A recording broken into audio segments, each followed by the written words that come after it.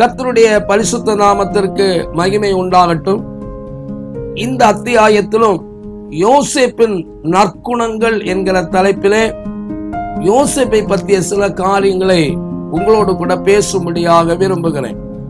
யோசேப்பு தான் பிறந்தது முதல் 17 வயது வரை தன் தகப்பன் வீட்டிலும், 17 வயது முதல் 30 வயது வரை 13 ஆண்டுகள் தலையாரிகளின் வீடு என்னப்படும் எகிப்தின் சிறைச்சாலையிலும், 30 வயது முதல் 110 வயது வரை 80 ஆண்டுகள் எகிப்தில் அதிபதியாகவும் வாழ்ந்தான். ஆதியாகமம் 37:2, 41, 46. யோசேப்பின் மொத்த ஆயுட்காலம் 110 வருடங்கள் ஆகும். ஆதியாகமம் 50ஆம் அதிகாரம் 22ஆம் வசனம். யோசேப்பு தன் இளைய மகனாகிய எப்ராயிமுக்கு பிறந்த 3ஆம் தலைமுறை பிள்ளைகளையும் கண்டான். மூத்த மகனாகிய மனாசையின் குமாரனாகிய மாகீரின் பிள்ளைகளும் யோசேப்பின் மடியிலே வளர்க்கப்பட்டார்கள். ஆதியாகமம் 50ஆம் அதிகாரம் 23ஆம் வசனம். யாக்கோபுடைய முதிர் வயதிலே யோசேப்பு தனக்கு பிறந்ததினால் இஸ்ரவேல் என்னும் யாக்கோபு யோசேப்பை அதிகமாய் நேசித்து அவனுக்கு பலவர்ண அங்கிகளை செய்வித்தான். அவனுடைய சகோதரர்கள் எல்லாரிலும் அவனை தகப்பன் அதிகமாய் நேசிக்கிறதை யோசேப்பின் சகோதரர்கள் கண்டபோது அவனோடு கூட பட்சமாய் பேசாமல் அவனை பகைத்தார்கள். ஆதியாகமம் 37ஆம் அதிகாரம் 3, 4 ஆகிய வசனங்கள். எகிப்தின் ராஜாவாகிய பார்வோன் யோசேப்புக்கு சாப்நாத் பன்னேயா என்கிற பெயரை இட்டு ஓன் பட்டணத்து ஆசாரியனாகிய போத்திபீராவின் குமாரத்தியாகிய ஆசனாத்தை அவனுக்கு மனைவியாக கொடுத்தான். யோசேப்பு தன் தகப்பனால் நேசிக்கப்படுவதற்கு யோசேப்பின் நற்குணங்களும் ஓர் காரணமாக இருந்தது. எனவே இவ்வத்தியாயத்தில் யோசேப்பின் நற்குணங்களையும் அதனால் அவன் பெற்றுக்கொண்ட நன்மைகளையும் தொடர்ந்து நாம் ஆராய்ந்து பார்ப்போமாக. முதலாவதாக, யோசேப்பு தன் பெற்றோருக்கு கீழ்ப்படிபவனாக காணப்பட்டான். ஆதியாகமம் 37ஆம் அதிகாரம் 13, 14, 47ஆம் அதிகாரம் 30 ஆகிய வசனங்கள். இவன் தன் தகப்பன் சொல்லுக்கு கீழ்ப்படிந்து ஆடு மேய்க்கும் தன் சகோதரர்களின் சேமத்தை விசாரிக்கும்படி சென்றான். மட்டுமல்ல, தன் தகப்பனுக்கு கீழ்ப்படிந்து தன் தகப்பனுடைய உடலை கானான் தேசத்தில் அடக்கம் செய்தான். இரண்டாவதாக, யோசேப்பு தன் எஜமானுக்கும் தேவனுக்கும் உண்மை உள்ளவனாய் இருந்தான். ஆதியாகமம் 39ஆம் அதிகாரம் 8, 9 ஆகிய வசனங்கள். இவன் உண்மை உள்ளவனாய் இருந்தபடியால் எகிப்தில் உள்ள அவன் எஜமானாகிய போத்திபார் யோசேப்பினிடத்தில் தயவு வைத்து அவனை தன் வீட்டுக்கு விசாரணைக்காரனாக்கி தனக்கு உண்டான யாவற்றையும் அவன் கையிலே ஒப்புவித்தான். ஆதியாகமம் 39ஆம் அதிகாரம் 4ஆம் வசனம்.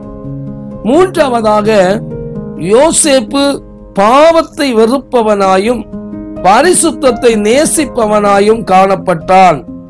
ஆதியாகமம் 37ஆம் அதிகாரம் 2ஆம் வசனம், 39ஆம் அதிகாரம் 9, 12 ஆகிய வசனங்கள்.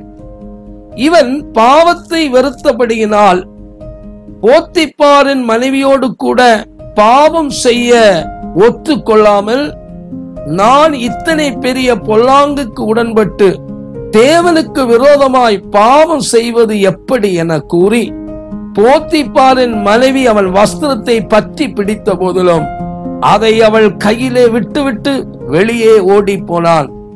மாத்திரமல்ல, அவன் தன் தகப்பன் வீட்டில் இருக்கையில் தன் சகோதரர்கள் செய்யும் துன்மார்க்க செயல்களை தன் தகப்பனுக்கு சொல்லி வந்தான். நான்காவதாக, யோசேப்பு தேவனுக்கு பயப்படுபவனாயிருந்தான். ஆதியாகமம் 39ஆம் அதிகாரம் 9ஆம் வசனம், 42ஆம் அதிகாரம் 18ஆம் வசனம். யோசேப்பு தேவனுக்கு பயப்படுபவனாய் இருந்தபடியால் தன் சகோதரர்களை தண்டிக்க சந்தர்ப்பம் கிடைத்தும் கூட அவர்களுக்கு எந்தவித துன்பத்தையும் கொடாமல் அவர்களிடம் பட்சமாயிருந்தான். 5ஆவதாக, யோசேப்பு தேவனை கனம் பண்ணுகிறவனாயும் தேவனை மகிமைப்படுத்துகிறவனாயும் தேவனுடைய நாமத்தை உயர்த்துபவனாயும் காணப்பட்டான். ஆதியாகமம் 40ஆம் அதிகாரம் 8ஆம் வசனம், 41ஆம் அதிகாரம் 16ஆம் வசனம் மற்றும் 45ஆம் அதிகாரம் 5ஆம் வசனம். 6ஆவதாக, யோசேப்பு மனத்தாழ்மை உடையவனாயிருந்தான். ஆதியாகமம் 41ஆம் அதிகாரம் 16ஆம் வசனம். பார்வோன் யோசேப்பிடம், நீ ஒரு சொப்பனத்தை கேட்டால் அதன் அர்த்தத்தை சொல்லுவாய் என்று உன்னை குறித்து கேள்விப்பட்டேன் என்று கூறியதும், யோசேப்பு பார்வோனுக்கு மறுபடியாக, நான் அல்ல, தேவனே பார்வோனுக்கு மங்களமான உத்தரவு அருளி செய்வார் என தேவனை உயர்த்தி தன்னை மறைத்து கொண்ட செயல் யோசேப்பின் மனத்தாழ்மைக்கு ஓர் நல்ல உதாரணமாக காணப்பட்டது. 7ஆவதாக, யோசேப்பு சகோதர சிநேகம் என்னும் நற்பண்பு உடையவனாய் காணப்பட்டான். ஆதியாகமம் 45ஆம் அதிகாரம் 14, 15 ஆகிய வசனங்கள். யோசேப்பு சகோதர அன்பு உடையவனாய் இருந்தபடியால் எகிப்தில் தன் சகோதரர்களை கண்டபோது அவர்களுக்கு தன்னை வெளிப்படுத்தி தன் சகோதரர்கள் யாவரையும் முத்தம் செய்து அவர்களை கட்டிப்பிடித்து அழுதான். 8ஆவதாக, யோசேப்பு மன்னிக்கும் குணமுடையவனாயிருந்தான். ஆதியாகமம் 50ஆம் அதிகாரம் 16 முதல் 21 வரை உள்ள வசனங்கள். யோசேப்பு மன்னிக்கும் குணமுடையவனாயிருந்தபடியால் தன் சகோதரர்கள் அவனை பகைத்து அவனுக்கு செய்த எல்லா துரோகத்தையும் பாதகத்தையும் மன்னித்து அவர்களுக்கு ஆறுதல் சொல்லி அவர்களோடு பட்சமாய் பேசி தனக்கு தீங்கு செய்த சகோதரர்களையும் அவருடைய குழந்தைகளையும் பராமரித்தான். 9ஆவதாக, யோசேப்பு பாடு சகிக்கிறவனாயும் விசுவாசத்திலும் பரிசுத்தத்திலும் உறுதியுள்ளவனாயும் இருந்தான். ஆதியாகமம் 49ஆம் அதிகாரம் 23, 24 ஆகிய வசனங்கள். அவன் சகோதரர்களால் வந்த பாடுகள், போத்திபாரின் மனைவி நிமித்தம் சிறைச்சாலையில் உண்டான பாடுகள் எல்லாவற்றையும் யோசேப்பு சகித்தான். 10ஆவதாக, யோசேப்பு கனிதரும் செடியாக காணப்பட்டான். ஆதியாகமம் 49, 22, 50, 20. இவன் கனிதரும் செடியாக காணப்பட்டபடியினால் தேசத்தில் பஞ்சம் கொடியதாக இருந்தபோது வெகு ஜனங்களை உயிரோடு காக்கும் இரட்சகனாக விளங்கினான். பிரியமானவர்களே, யோசேப்பு மேற்காணும் நற்குணங்கள் நிறைந்தவனாக காணப்பட்டபடியால் தேவன் அவனோடு கூட இருந்தார். ஆதியாகமம் 39ஆம் அதிகாரம் 2 மற்றும் 23 ஆகிய வசனங்கள். மாத்திரமல்ல, அவன் செய்த யாவையும் கர்த்தர் அவனுக்கு வாய்க்க பண்ணினார். ஆதியாகமம் 39ஆம் அதிகாரம் 3 மற்றும் 23 ஆகிய வசனங்கள். யோசேப்பின் நற்குணத்தால் தேவன் அவனை இஸ்ரவேலின் கன்மலையும் மேய்ப்பனுமாக உயர்த்தினார். ஆதியாகமம் 49, 24. மட்டுமல்ல, எகிப்து தேசம் முழுமைக்கும் அதிகாரியாகவும் பார்வோனுடைய அரண்மனைக்கு அதிகாரியாகவும் இந்த யோசேப்பு உயர்த்தப்பட்டான். ஆதியாகமம் 41ஆம் அதிகாரம் 40, 41 ஆகிய வசனங்கள்.